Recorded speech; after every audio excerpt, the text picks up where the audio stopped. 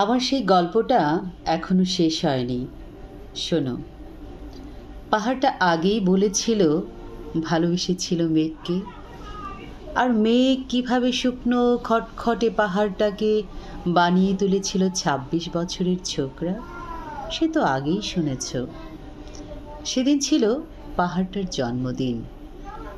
পাহাড় মেঘকে বললে, আজ তুমি লাল শাড়ি পরে আসবে।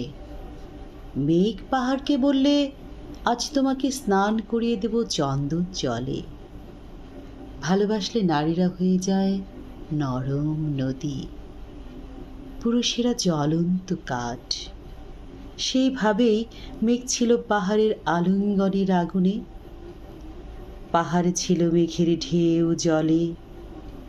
হঠাৎ আকাশ জুড়ে বেজে উঠল ঝড়ের জগজম্প। ঝাঁকড়া চুল উড়িয়ে ছিনতাইয়ের ভঙ্গিতে ছুটে এলো এক ঝাঁক হাওয়া। মেঘের আঁচলে টান মেরে বললে, উঠ ছুরি তোর বিয়ে।